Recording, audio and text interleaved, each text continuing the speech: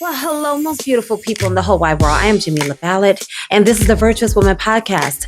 Welcome back. If you've already subscribed, thank you so much. And if you are new here, go ahead and subscribe, become a part of the most beautiful family in the whole wide world. Why? Because it is time for the virtuous women of God to stand up. We are on the road to 1 million virtuous women, and I'm not quitting until we get there. And by the way, gentlemen, you are welcome here as well. So go ahead and share this video with a virtuous woman in your life. So let's go ahead and get into this video. Dr. Jamal Bryant, interestingly enough, has chimed in on the whole Dr. Cheyenne Bryant controversy.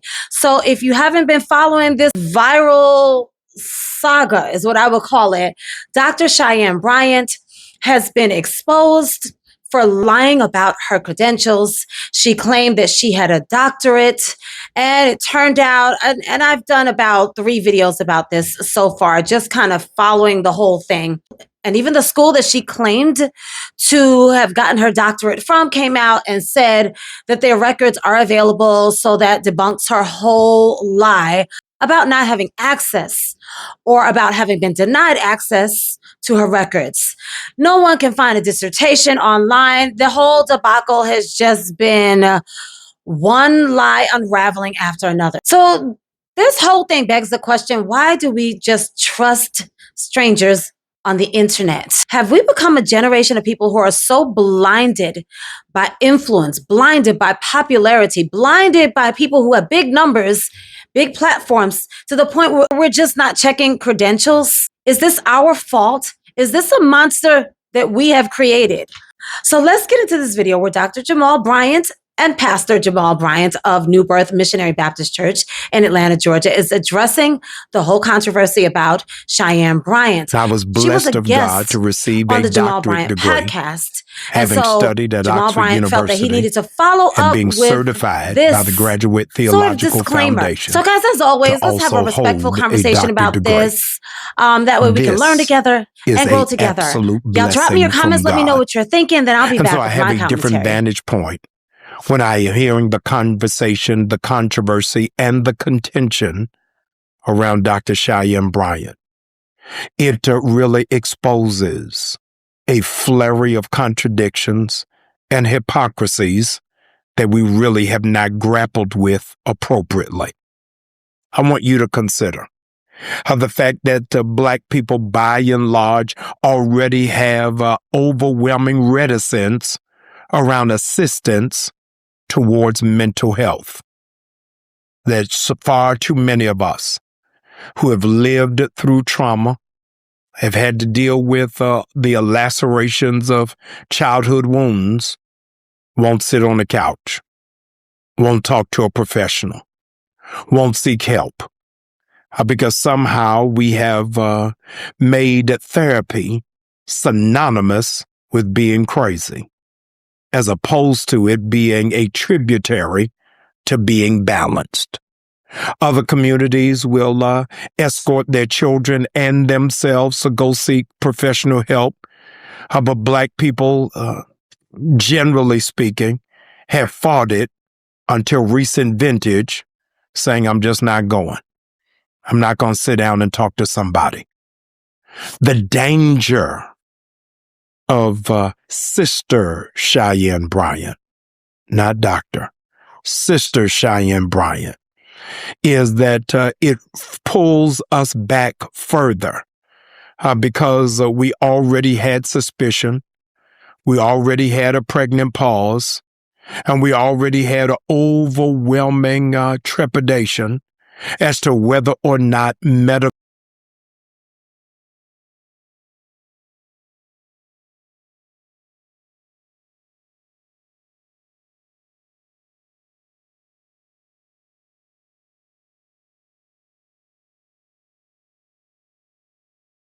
mental health was appropriate for us. What We is have a a pregnant pause? long-standing- This one, Had a pregnant He pause really- around how it is that we have been he treated. really does the most as when it cited comes to in his the book, wording, like Medical just Apartheid. unnecessary. And so for those who What is? are yearning to breathe Okay, free, sorry. not having to question the credentials and the qualifiers, raises for us another stumbling block. to argue with your full chest that accreditation is not necessary, that the submission is only for an insurance payout, and that credentialing is only to be monitored by God, is in no uncertain terms, it is a offense and it is a felony of consciousness to suggest that those who did the heavy lifting and the hard work are really charlatans who are trying to take advantage of the community. My sister, Dr. Tamar Bryant, is the outgoing president, former president of the American Psychological Association, a Black woman who earned her bachelor's, master's, and PhD from Duke University. Her credentials are available online, as is her dissertation.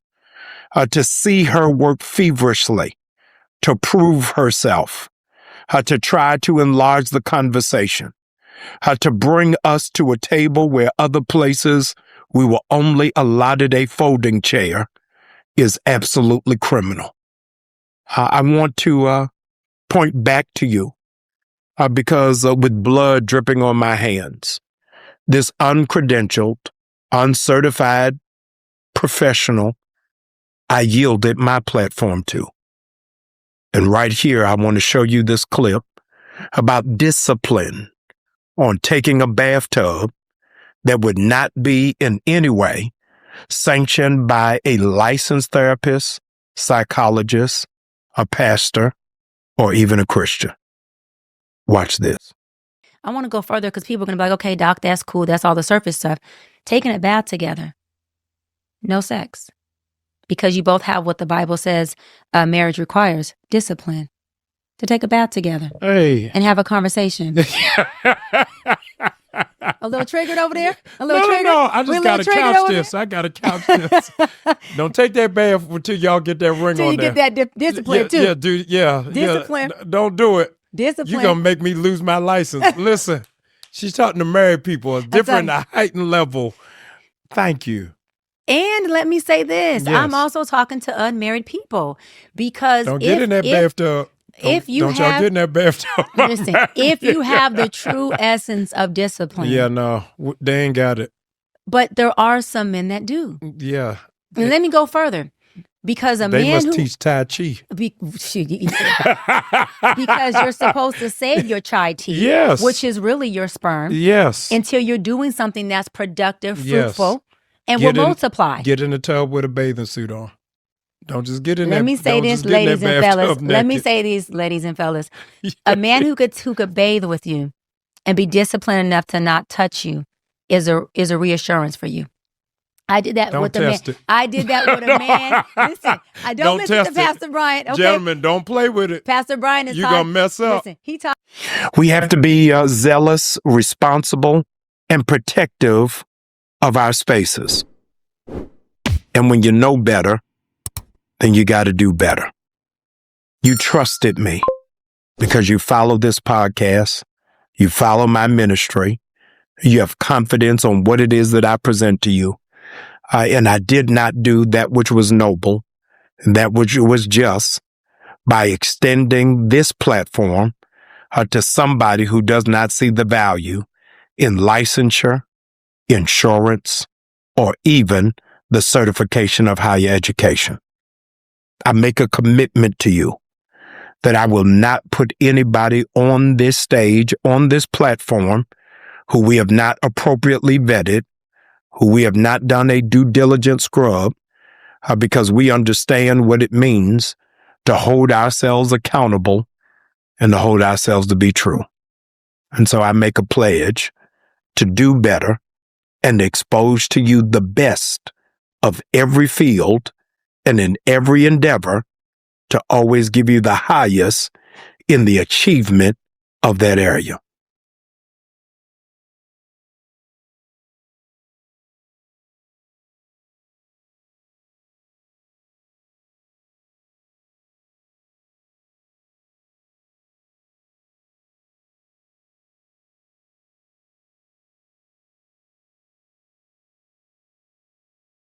And his henchmen.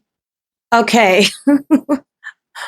Where do I even start with that one? Because we're going to get to the whole bathtub thing. But first, here's what I want to say. I think what happened is she so offended the educational community that it really just started a wildfire. It just started a wildfire that just continued to grow and grow, and it's still growing. I wonder if this may start a precedent where, we can kind of establish some type of order in the social media, in internet world, and in our virtual world, because I'm sure she's not the only one. I am quite sure she is not the only one who has lied about credentials, because the world system is predicated on status, on who you are, whether or not you have a title, whether or not you graduated and achieved and accomplished. Like, that's the world system. It's not God's. It's not God's at all. And there are scriptures that tell us this. I can back up what I'm saying. This is not opinion. This is not God's way. This is not God's system. It's not like that in God's kingdom. Okay. And so I wonder if we just created our own problem. But if that is how we feel, the majority of people out there feel about this entire Dr. Cheyenne Bryant, or Sister Cheyenne Bryant, which is what we should be calling her at best, then now we have to establish some ground rules, and I don't know if that means which should be good. Which should be good, because the internet has been a place of just complete lawlessness, no moral compass whatsoever, anything goes, no integrity, And so, much like the real world, everything has just been predicated on, well, are you making money? Can we make money from this? And so it really has kind of just mirrored the real world, where now all we care about is popularity, charisma, social media following. Are you an influencer? Do people know your name? How many followers do you have? And so we got a lot of people actually in the real world, in real life, feeling as if their life is worthless and meaningless. And yeah, we created our own problem. So perhaps we need some type of order in the social media world, and in the internet world, and our virtual world. Perhaps we do need the order of verifying credentials. I don't know. This would be interesting. I think there'll be more. I think there will be more people who will come out. There will be others who will discover we're lying about their credentials. But anyway, going forward, Dr. Jamal Bryant has taken an oath. He's made an oath. He's made a commitment to verify credentials before allowing guests who claim to have credentials on his platform. Because you both have what the Bible says. Maybe that's a good thing. Maybe that's a good thing. I don't know. Okay. Let's move on to what she said, and I'm going to wrap this up. This is going to be a quick one. She mentioned that a man and a woman ought to be able to take a bath together if they can exercise what happens to be a fruit of the Spirit, self-control, that they should be disciplined and should be able to take, and this is just pure nonsense. This is just pure nonsense. But coming from a woman who has deceived herself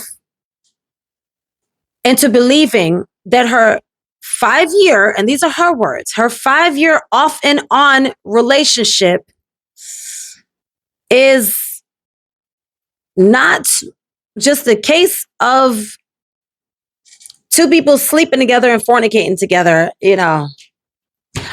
we shouldn't be surprised.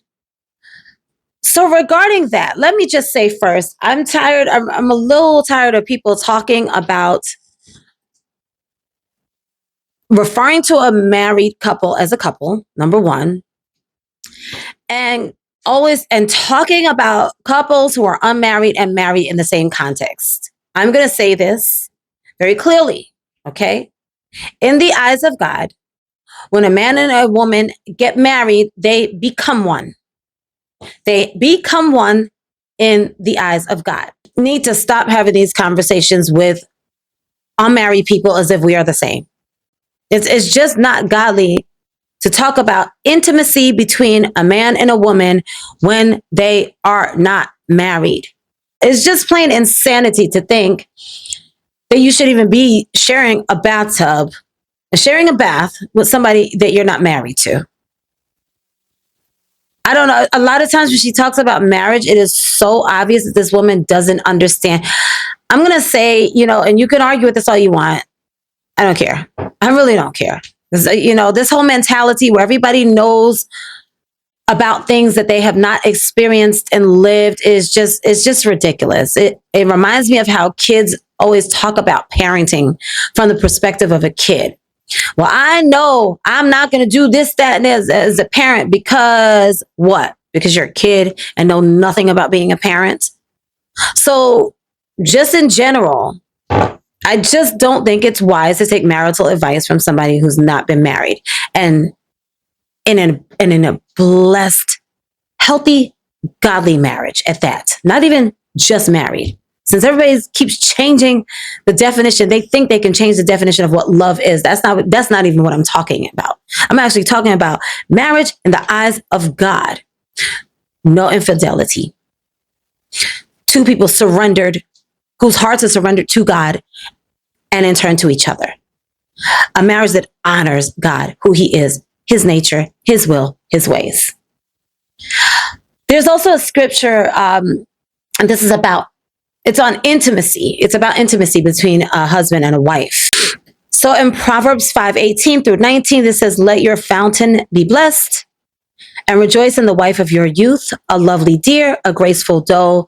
Let her breast fill you at all times with delight. Be intoxicated always in her love. So basically, it's not even meant for you to be physically naked and alone with your wife and not enjoy. That's the difference. God meant for you to enjoy each other. So the whole thing about you should be able to just not touch each other. Why? You're not supposed to have to restrict yourself with your husband or with your wife. God intended for you to enjoy and indulge in each other, in intimacy, every level of intimacy, every level. I'm going to just leave it at that. And it's godly. And it is godly. He never meant for sex to be enjoyed outside of marriage. It causes problems. All manner of evil and sin comes from that which is sinful. It just does. You can, even if you want to deny it, it doesn't matter. It's still just you denying the truth. I still think she's going to recover from all of this, by the way. I don't know how. This is going to be interesting. I still think she's going to recover. You guys let me know what you think. I would love to hear what you think. And then when it comes the whole conversation about being able to, that was kind of funny to watch. First time I was able to listen to Jamal Bryant and smile, caught myself smiling because I thought his response was hilarious. Because to say that a man ought to be able to do that, love, where are you getting this stuff from? Where are you getting this stuff from? God warns men to flee sexual immorality. And yes, that goes for women as well. Not to put yourself in a position where you're going to be tempted and just trust your flesh. As a matter of fact, he tells us not to trust our flesh. He actually warns us to not trust our flesh. All right. Anyway, that was funny. First time I ever watched Jamal Bryant and laughed and really and laughed in a different way. in a different way than I normally do when I'm watching him. Because just to see a man being told that he should be able to get into a bathtub with a woman and be disciplined and be able to exercise self-control, he found it hilarious. He even found it hilarious, whether you like him or not. That was classic. All right, guys, go ahead and drop your comments. Let me know what you think. But as far as that's concerned, like, that's not scriptural. It's not biblical. It's pure Cheyenne Bryant doctrine. Guys, thank you so much for joining me today. Do me a favor, go ahead and hit that like and subscribe on your way out. And until next time, and I do look forward to seeing you again. Hope that you will come back. If you have not already subscribed, please, it does help my channel. YouTube will promote more of my videos, and more videos of like mine will be sent your way. So go ahead and do that for me, please. I greatly appreciate you. Remember, until next time, the most beautiful woman in the world, that will be a virtuous woman, boo-boo. That's right. That will be a virtuous woman. Bye, guys.